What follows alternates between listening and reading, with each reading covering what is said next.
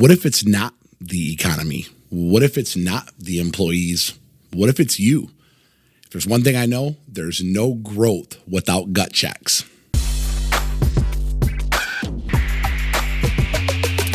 Welcome, everybody, to another episode of the Cultureproof Podcast. I am your host, Sam Gembel. I'll start off with a little bit of housekeeping before we dive in today. If you are new to our leadership community, know that I'm going to drop a new episode each and every month. So be sure you hit the subscribe button to get informed on every single thing we got going on over here. Here's one more thing. If you find growth in the things that we cover, it would mean the world to me if you would share this content, rate this content, obviously subscribe to this content, post it on your social media platforms, make sure you're tagging me so that all the stuff that we are going to cover can grow legs and multiply the message. Let's dive into new content. Blame is a shortcut for staying stuck in where we are in our journey. If you want to be a leader that adds value to others, you have to take ownership for every single result of whatever that is, whether that's good, whether that's bad. If you look at the root of every organization out there, if you look at one that is doing amazing things, you'll probably find that at the root of that, there's some really, really great leadership going on. On the flip side of that, if you look at an organization that is struggling, you'll find a leader that's probably struggling to keep up. Or for the context of this episode that we're going to share today, they're probably blaming others. They're shifting the focus off of what they need to be working on. And that is where I came up with the notion of the blame shift trap. So basically, when things are not going the way we wanted in our leadership, what do? We blame others. When things are coming down on us, whether we're maybe not doing so great on a project or we're not hitting the revenue we want to hit, we shift the focus off of ourselves and we put that on others. And what that does is that creates this trap or this doom loop that we get stuck in. Here's what I know. The blame game is the easiest way for us to feel like a victim, right? But it's also the fastest way for us to get stuck in where we're at. I see so many business owners, like on social media, just talking to them in general, just airing out their frustrations of where things are at with them. They're posting stuff like everybody wants a job, but nobody wants to work, or, clients suck, or not making money on this, or I'm losing my work to other people in the industry. What I want to ask is, what message does that send to potential clients, or what message does that send to potential employees that you might want to join, in your journey? Nobody wants to be a part of an organization that has a victim mentality or a victim mindset. So over the journey, and one of the things that I've learned is that taking ownership of the good, the bad, and the ugly, it's not some form of personality type. It's actually a daily decision. It's a choice that we have to make to say, hey, if things don't go my way today, I'm going to take ownership of that. Even if it is at the fault of an employee on our team, we're the ones that hired that person. We're the ones that trained that person or didn't train that person. So taking ownership is not a personality type. It's a daily decision. And, one of the things that you're going to learn, maybe you are already learning this in your journey, is that we cannot complain our way into high performance. Right before I'm working on recording this episode, literally today, like this morning, I was in two separate conversations with two different leaders. One of the leaders is somebody that I am coaching, I'm mentoring, I'm trying to grow him. And it was, literally about how everything, that was going on. Like, I'm trying to level up, but, my people aren't leveling up. And there was just so much blame in the conversation that I was having. And I'm trying to, with love, add value to this conversation and just share some things that, where I would focus my attention, but at the same time, not telling him what he wants to hear, telling him what he needs to hear. But then in another conversation, I'm actually talking to a mentor of mine, and we're talking about how we both, went on a run this morning. We were comparing what our times were from our jogs, and, he's in another state, but it was kind of cool. We both were, working on ourselves, with our health and wellness, and we're talking, we shared a couple of quotes from books that we read this morning, and it was just a very, very uplifting conversation. But, this person that I'm talking to, they are at a place in their journey where, they are happy with the results that they are achieving for themselves in their leadership. So there was no blame at maybe my time for my run wasn't as good, or he wasn't talking about maybe they had maybe he had some bad interactions with some employees earlier this week. Everything we talked about was, it was uplifting. It was breathing life. He's breathing life into me. I'm breathing life into him. But the other conversation was literally the exact opposite. It was blaming why, this person's not where they want to be at in their leadership journey. And, I'm honored to get to be a mentor and to get to be a coach to so many people. But I'm telling you guys, the blame shift trap is a real thing. And I'm hoping that on this episode today, we can unpack this and just talk about a few things that might be holding you back in your leadership. So I want to start. Let's start right what I just talked about with social media. Let's talk about social media for a second. Publicly venting about the struggles that you're dealing with, in your business and in your leadership. And, one of the things that I've learned is, and this might sound a little bit harsh, yes, but I'm here to tell you guys what you need to hear, not what you want to hear. But it's hard for me to even say this, but somebody said this to me once. They said, Sam, be careful what you talk about, because 80% of the problems that you have, people really don't care. And the other 20% of them, those same people are glad that you have those problems and not them. So think about that with your public venting on social media. Maybe it's about, hey, I put a help wanted ad out and I'm not getting any responses, or man, I just lost another account, to a local person. These people don't know their prices. I want you to think about this for a second. Let's talk about what this does with potential clients. And I'm just talking about social media right now, but think about this with potential clients. If they see you complaining this much about your business, they're probably thinking to themselves, how would they treat me as a customer? And it's kind of ironic because when I look back at Atlas's journey very, very early on, I was guilty of this.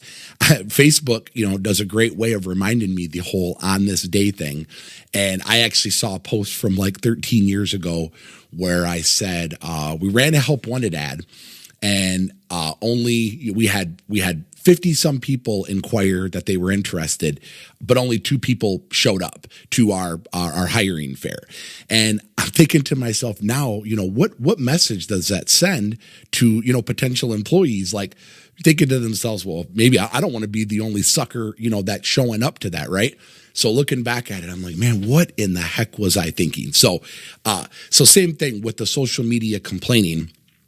Clients wondering if this person is negative with, what message they're putting out on social media, or no message at all. So, or go on the flip side of that and think about employees, what their mindset might be for potential people wanting to come work for you, or people that might know potential employees that they want to send to come work for your organization. And they're probably thinking, why would I want to work there? Or why would I want to send my son or my daughter to go work there? The answer is they're not. And so just be really, really mindful of the message that you're putting out there with the whole, blaming others for not showing up or whatever. It's really, really important to just take a focus inwards and go look right at the person in the mirror, and ask yourself, is the problem me? Looking at this, this quote has kind of resonated with me over time. So if you're taking notes as you listen to this, if you're driving down the road, hey, don't do this. But if you're sitting down and taking in this message, write this down. Great leaders build people. Average leaders blame people. Great leaders build people. Average leaders blame people. So when things don't go well, take a look at yourself. Did you set them up for success in what you were dealing with? Or is it something that you need to take a look at yourself and, is it a process problem or is it a people problem? Both at the end of the day are your problem. So moving on from the social media part, hope that makes sense to you. But let's talk about the lowballers excuse. This is one that is really, really infiltrating its way around the leadership community. Not just in the landscape space. Obviously, as you guys know, I own a landscape company, but this message isn't just for landscapers. This might be speaking to leaders of nonprofits, home service companies. You might sell homes for a living and you're listening to this. But just for the sake of context, we're going to talk like we're talking to landscapers here with the lowballers excuse. So, the example would be, other companies are taking all the work because they're not charging enough. So I see this a lot in my journey when people, want to come talk to me or they're reaching out for mentorship on why they might be losing work. Like, what's going on? What's causing them to be losing work? What is it? And there might be, a 1,000-pound gorilla in that market that's hogging up all the bandwidth in the industry. So instead of thinking to yourself that other companies are charging too little and taking all the work, maybe the problem is that you're losing the work because you haven't created a strong enough value proposition. Maybe the clients that you're working with, maybe you are charging a premium rate for your services, but at the same time, you're not delivering on the quality that you're promising people. And honestly, I had huge self-reflection on this, throughout our journey where early on, as you know, our business grew super quick. And at some point when we were going through some of those dark years and we really, really started to double down on our job costing, what we learned through, when we actually turned the scoreboard on was that we were only making, 80% of what profit we were making on 20% of our work. And so we had to go to our customers and say, hey, we need to maybe raise some prices, do some things, we needed to bump numbers up because, we couldn't keep paying our team members a great life-giving wage or whatever, and plus the company needed to be profitable so that we could continue to grow. And most customers, when we reached out to them and said, hey, we needed to raise our prices a little bit, there were some we needed to raise a lot because they were really, really low. But then there were some that, we just needed to tweak a little bit.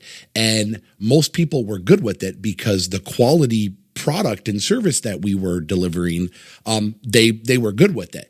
But, as time went on and, we have lost plenty of work to quote unquote the low ballers where people are coming in and they're taking our work for half our price. The tough part of that is, I like to follow up when we lose customers and maybe go drive by the property and take a look at how the new company is doing. And I've seen it both ways. I've seen it where I've driven by customers that we may have lost for a lower price. And I'm like, doesn't look too bad. The people that took it are actually not doing a bad job. But then I've also seen it the other way where we've lost an account because of price. And, at least that's what I thought it was because of price. And when I drive by, it really doesn't look to the standard of what we were delivering to these customers. And a lot of times when that happens, you can actually get the work back because people are going to be like, man, yeah, we were saving money on it, but the services that you get what you pay for, right? But this is something that I want you guys to remember with that is that competing on price alone, if you're just trying to sell work or you think you're losing work based on price alone, there will never be a quicker race to the bottom with that. You need to understand what is my unique value proposition that I'm offering to clients as to why I charge what I charge. And of course, to that, we won't spend a lot of time on it in this episode, but you really need to know your numbers too, because if you do lose a customer because they say it's price, well, if you really examine what you were charging, do you know why you were charging what you're charging? Or was that simply just a number that you were throwing out there and hoping that it stuck? And maybe the company that you lost this particular client to They knew their numbers. They knew where their, gross and net profit needed to be. So for them, they took the customer from you, but they're going to still be able to deliver a great product. And in those situations there, it is really, really flipping hard to ever get those customers back. So hope that adds value to you. Okay, let's talk about this one. The quote, nobody wants to work anymore. Nobody wants to work anymore. I see this one on social media. I see this in the coaching world. I've even found myself at a past time believing in this notion. And that's a tough one. But let's talk about the blame part of this for a second. Is the blame or the thought really that no one wants to work anymore? Or is the truth behind that maybe they just don't want to work for you? So instead of blaming and asking yourself, or thinking to yourself and convincing yourself that nobody wants to work anymore, you should actually just ask yourself, am I really being the leader that people want to follow? Have I built a brand? Have I built a mission? Have I built an organization where people can come and feel safe and feel like they're a part of something bigger than themselves, or feel that they're going to be able to provide, a life for their family? And I don't care what size your company is. I know there's people that listen to this that do hundreds of millions of dollars in revenue. And there's some of you that maybe you're an owner operator with 2 or 3 employees. It doesn't matter. Your influence is your influence. And if you've got 1, 2, 3, 5, 10 employees, you need to be the leader that's able to meet them where they're at and just provide for their basic needs. You don't need to overthink it there. The people that are coming into this, the employment world this year, they want great leadership. They want to be a part of a business that's got great culture. They want to know that there's a vision that maybe they don't believe in. They don't need to believe in it. They just need to believe that you and me believe in the vision ourselves. And here's one thing I know, and I'll not talk about the whole nobody wants to work anymore thing, is that A-player employees, they will not settle for a mediocre leader. They want to be a part of a company that's going to inspire them, a company that's going to level them up, a company that's going to provide them opportunity to grow, and of course, at the end of that, stability. Does that make sense? I hope that makes sense, because it really, really makes sense to me. So let's talk here for a second, not so much about the blame anymore. Let's talk about the shift, right? Where you're shifting the focus off of yourself, and shifting the focus off yourself and pointing it and blaming it over to others. And then we'll land on kind of how this gets you trapped. But let's talk first about the shift, going back to owning the wins and owning the losses in your business. Here's what I know about this. And I talked about this earlier on in the episode when we first kicked things off.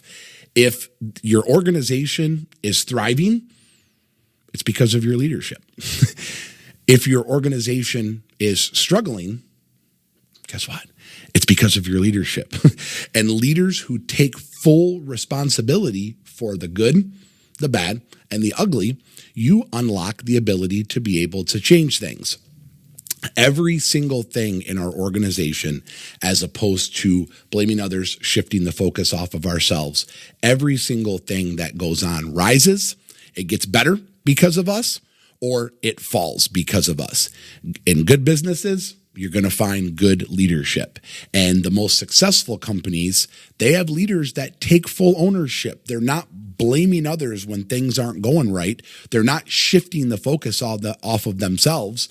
You're not going to find them complaining about the market conditions and people are lowballing work and taking work, or they're sucking up all the good employees. They adapt to where things are at.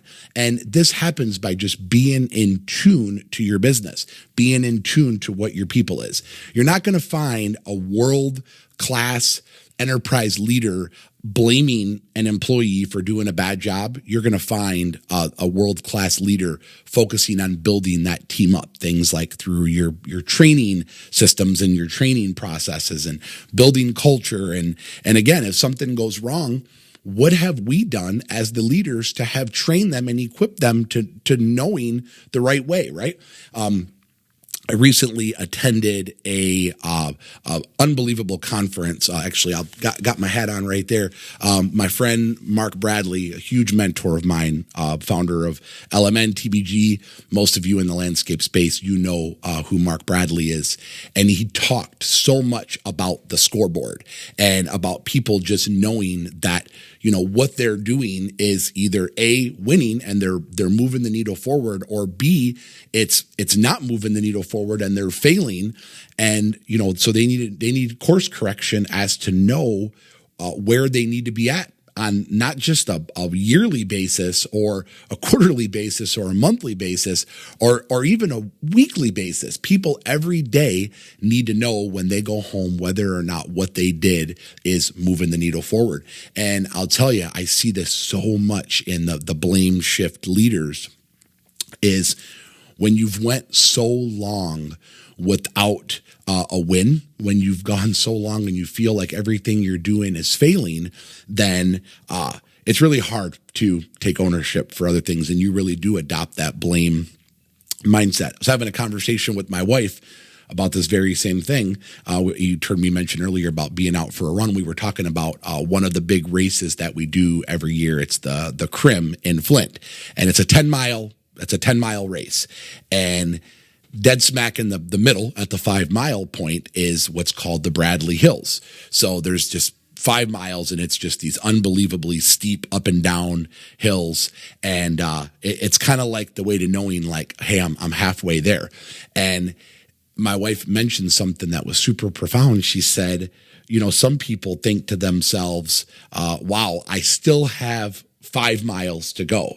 But she said, I like to think that I've already ran 5 miles. And that is so profound when it comes to the blame shift trap is not looking at how far you still need to go, but look at all you've done. I mean, like you're an entrepreneur, you're a leader. That's no small feat. The reason that there's a lack of great leaders in the world is because it's flipping hard. So if you're listening to this and you're struggling with the blame shift, maybe it's just good for you to just reflect at, where you're at and look at how much you've already done and let that, let that be like fuel in the tank to help you drive your mission forward.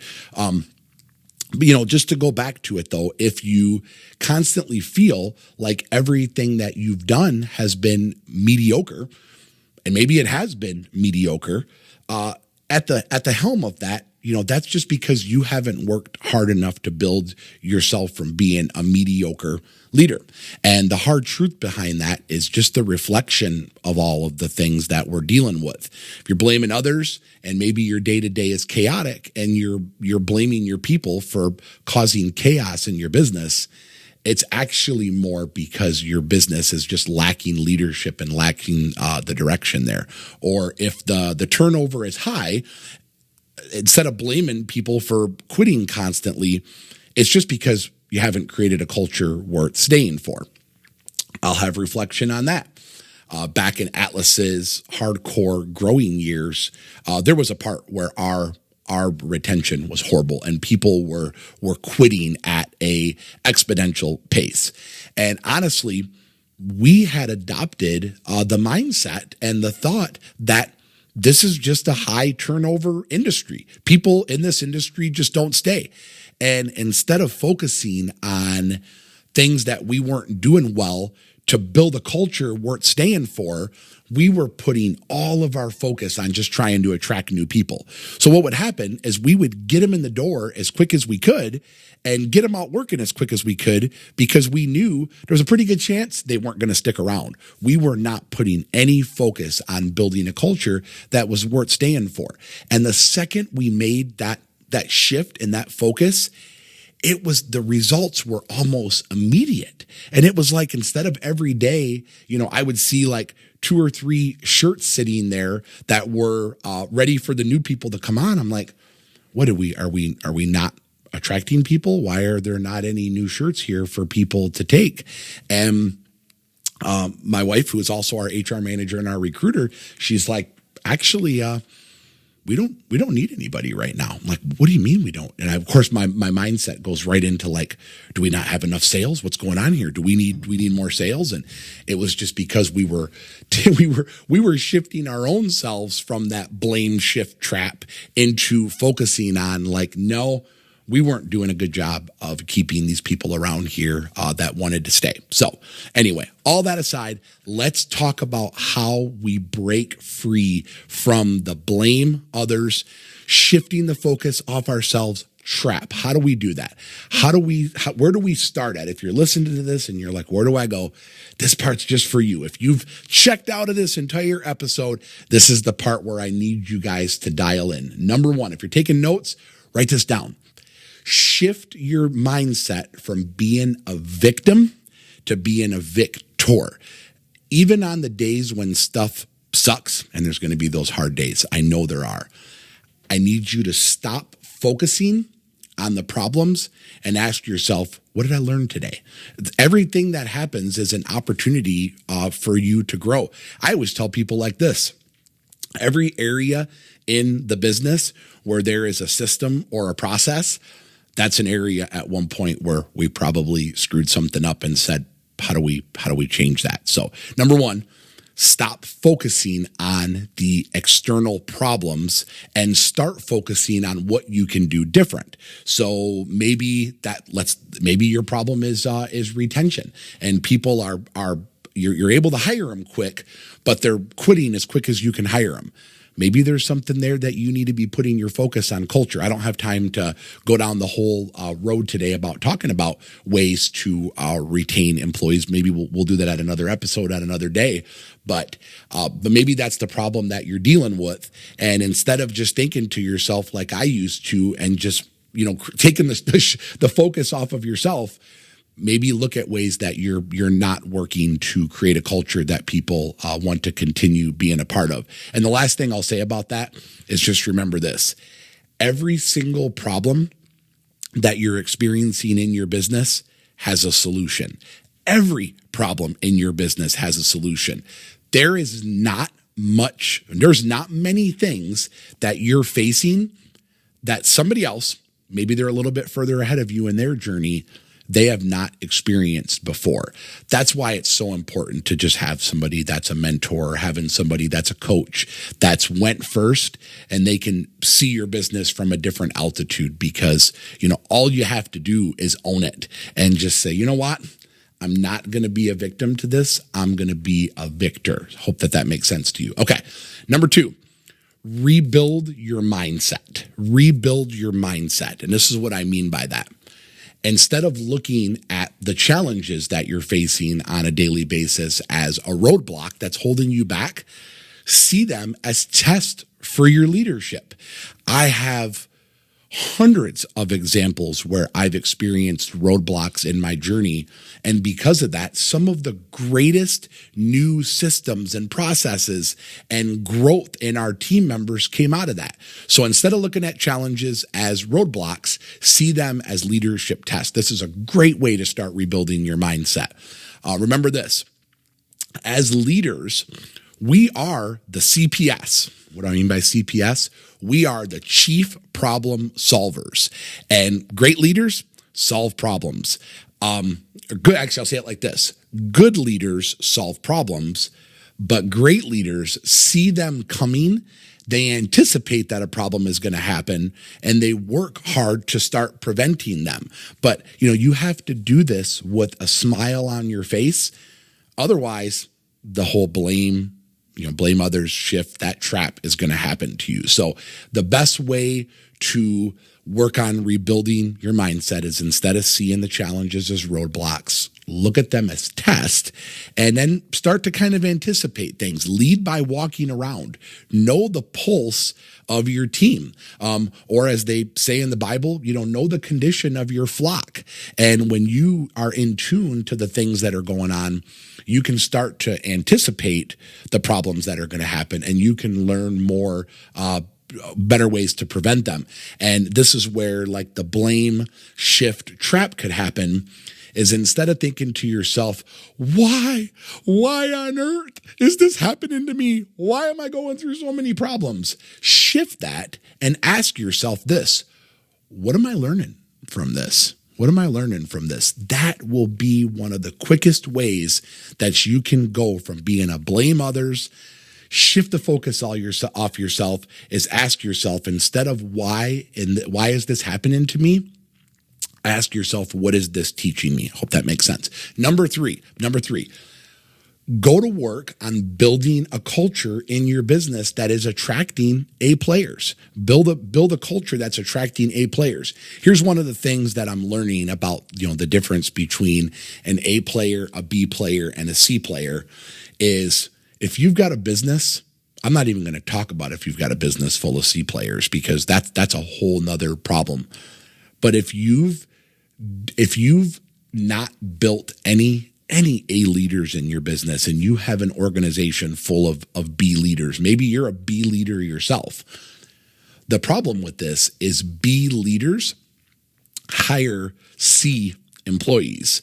B leaders hire C employees. Why is that? It's because leaders, they get intimidated. I'm not going to say we, because I've always wanted to surround myself with people that are better than me. Maybe when I was younger, I wanted to be the best, right? I still want to be the best, but in a different way. I want people to be a part of my vision that are better than me at certain things, right? Like there's only a couple things that I'm good at, and I double down on following those things, and I want to hire people that can honestly finish my sentences, right? They can be the ones that they can take my half-baked ideas and run with them. But if you've filled your whole organization with B players and you don't have any A players, the problem with Bs, you're not even going to attract more B players. You're actually going to attract more C players. So it is your job as the leader to be trying to make your Bs more into A players, and get rid of the Cs as quick as you can. I know every business is full of them, and you're always going to have them. But if you're working really, really hard to develop your people, which is our number one job as leaders, right, is to grow ourselves so that we can grow others, we need to be spending time coaching up those Cs to hopefully get them to be Bs, and then take at least half of our Bs or a quarter of our Bs and make them into A players. And if you're listening to this and you're unsure of the difference between an A employee, a B employee, and a C employee, maybe you just don't know what the difference with that is, I'll frame it like this. An A player is somebody that if you were to lose, it would suck. Yeah, you in your mind, as you're like, oh man, if John were to leave my business, I would be in deep, deep doo-doo. That's an A player. Keep them, work on them, show them the path. You do not want to lose those A players. B players would be, if you lost them, it would suck, but you'd go on. You would be able to replace them, help wanted ad, get somebody in the door to replace them. C players, if they leave, in your mind, you're almost like, well, they kind of did me a favor, because if they would have stayed around, I was probably going to have to get rid of them. But here's what I know about that is A players, they don't want to be around C people. So if they see you stewarding all of your time into these C employees and C team members, you're going to lose them. You're going to lose them. They want to know that you are working, on your business. And so when I talk about creating that culture, that's where like the vision comes into play, right? Not just for you, but even for your employees. Where do I want to be as a leader in the next 1, 3, 5 years? But also, where do I want my key people to be in 1, 3, 5 years? People love that there's a vision in place. People love that there's leadership at the helm of the business. And most importantly, you want a culture where there's purpose behind it. You want a culture where the work you're doing is enhancing lives, and people know it's not just transactional with wanting to do some landscaping or wanting to sell cars or wanting to just fill your church full of people. You're actually doing your work, whatever that is, with purpose. Here's a way to tell how that's going is if you're struggling to fill the seats in your organization, if you're struggling to hire people, if people are not attracted, if you're running a help wanted ad and you're not getting responses to it, the market's telling you that your culture isn't just strong enough. The culture is almost like what's not said, it's what's felt. It's what your brand portrays. It's what people feel when they see your trucks out on the road, or it's what your employees feel when they come through the door. So just ask yourself, what would make you excited to work at your company? Make sense? I hope it makes sense. Okay, moving on from that. Number 4, the power of ownership. I call this the leadership wake-up call. The leadership wake-up call. When you feel like blaming, switch your focus into owning. What I mean by that is when you take full responsibility for what's going on in your culture, the vision, holding your team members accountable, every single thing in your business will start to change. So just think of this wake-up call. Write this down. If you're wondering, what does my wake-up call look like? Take full responsibility so that your business will transform. If you find yourself complaining about things, no more complaining, just take action. When you hear these problems that are coming to you, or if you're listening to this and your organization is just full of problems, we're not complaining no more. We're just going to start taking action on this. Instead of pointing fingers as to why things aren't going well, maybe you've got that toxic employee that is just eroding your culture quicker than you can move the mission forward. Instead of pointing fingers at them, let's figure out what is the root problem of that and focus more on problem solving. Remember, we don't want any more mediocrity in our business. We want high standards and we want accountability.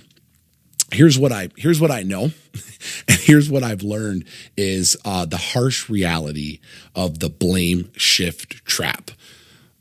And I don't point this at anybody, but this is something that somebody said to me once when I was found myself feeling sorry for myself. Nobody's coming to save you. Nobody's coming to save you. There is no magic employee. There's no silver bullet client. There's going to be no shift in the economic conditions that's going to fix your problem. There's no magic employees, no silver bullets, no dream client that you're going to pick up that's going to make you shift your focus from the blame shift trap that might be holding your back. So here's the thing to remember with that is that if you don't change your approach, nothing is ever going to change in your business. Nothing is ever going to change in your organization.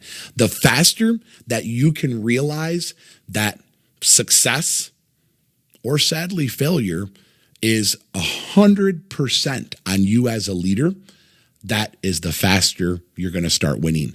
The best time to not be blaming others and shifting the focus off yourselves and getting stuck in that trap was 10 years ago. But the next best time is right now as you're listening to this episode. Nothing will keep you held back. Nothing will keep you held back longer than just being stuck in that trap. So here's my final thoughts. Here's a couple things that I want to leave you guys with.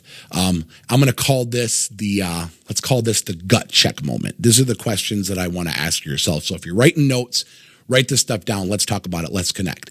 Ask yourself, where at in my business am I shifting the blame off myself? And where at in the business am I taking ownership? I'm hoping that there's some wins there. You've got to be taking ownership of some part. I hope. If not, then you should be able to see very, very quick results from changing this, because even simple ownership is going to make a big, big difference in moving the needle forward. Second question I want to ask yourself is this. What would happen if I stopped making excuses and I started to fix the issues? What would that look like? Your people, your team, your customers, they are waiting. They are waiting for you to step up. My question for you is, are you going to do it? So here's kind of a call to action. I want you to think about one thing, just one thing in your business. Think about one thing where you've been blaming others for it. Maybe it's the low ballers, right? People are taking my work and they're low balling business, or people are trying to steal my employees, whatever it is. I want you to think about one area that you're doing that. And very, very simple. Take ownership of it.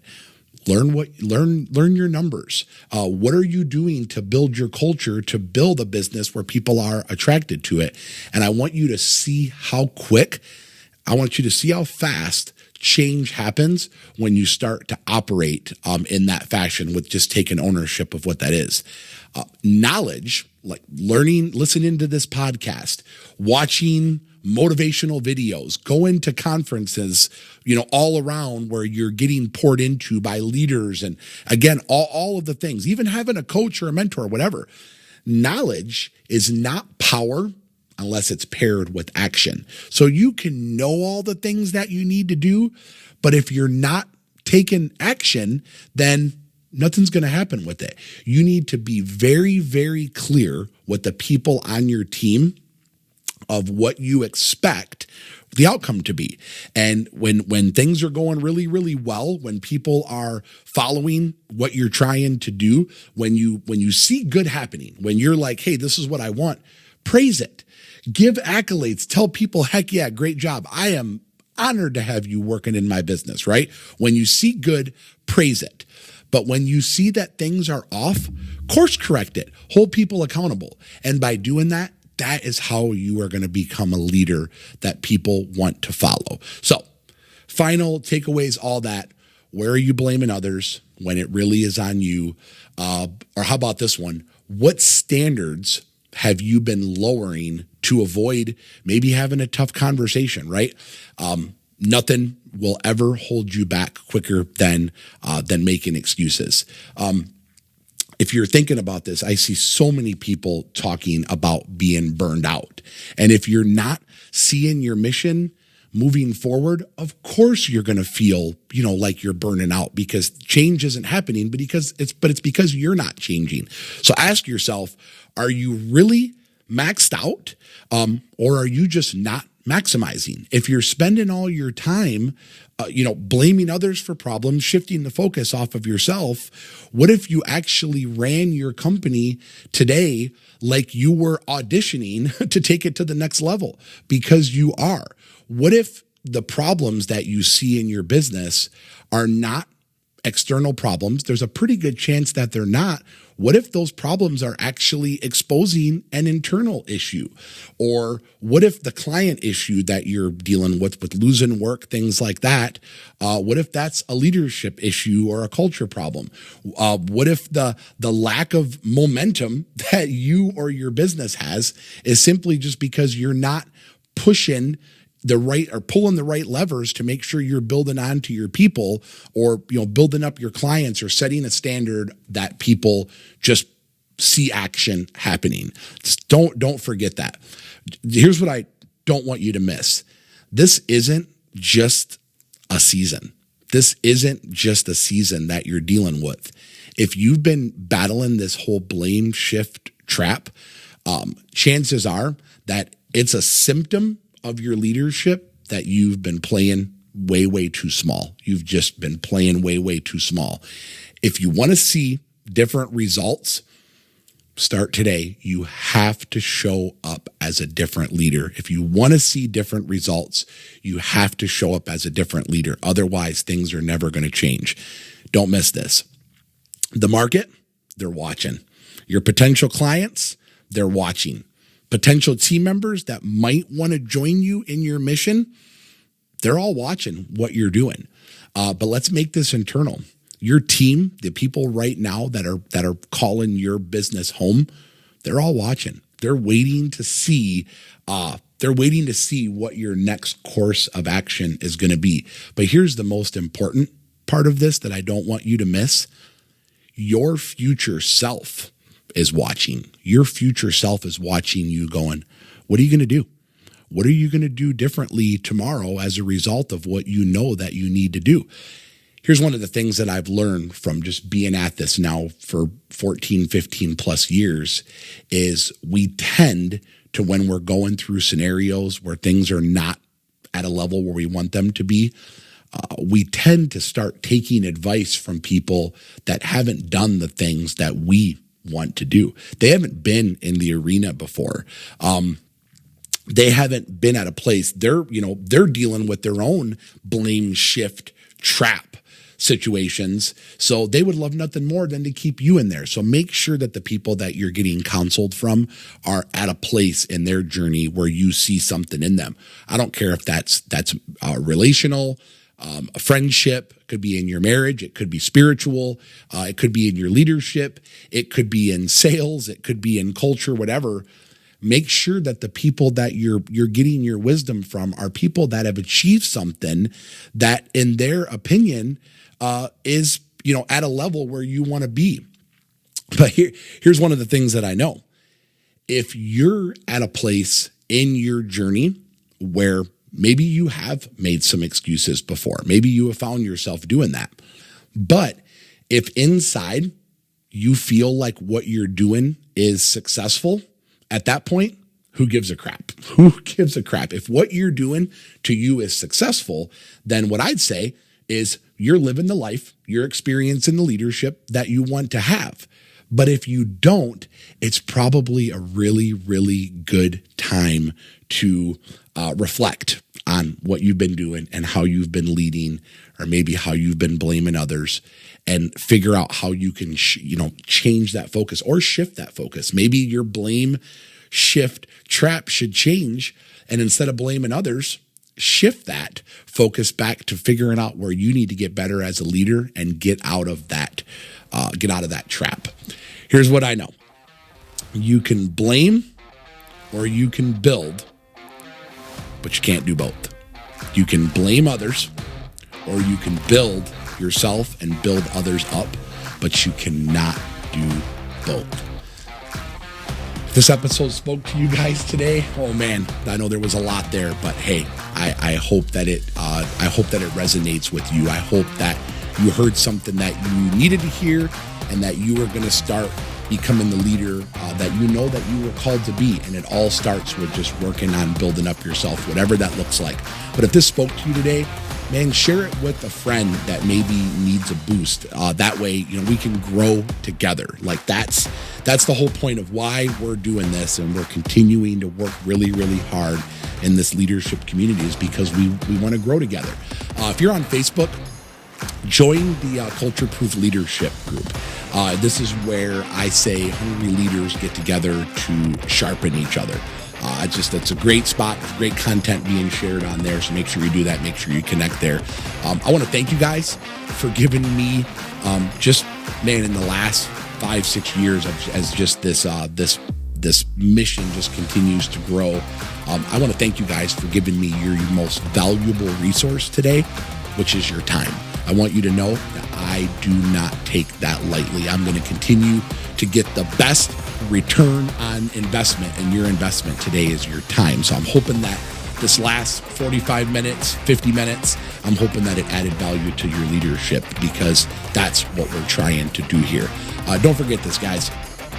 Growth does not happen in a day. You're not going to change all this stuff in a day. It happens daily. As leaders, we don't develop in a day. We develop daily. I am going to keep bringing you guys real, unfiltered, actionable content that is just going to help you lead with more purpose. And if you're ever wondering, why is Sam so passionate about this? Why does Sam care so much about me as a leader and wanting me to get better? Because here's what I know.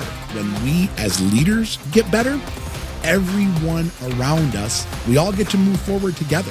So this doesn't just impact me. I don't want to just grow to grow myself. Every time another leader grows because of me growing myself, we are all moving the mission forward together. And that's what this is all about. So until next time, make sure you stay intentional, make sure you stay courageous, and most importantly, never, ever settle for blaming others, shifting the focus off yourself, and getting caught in that trap.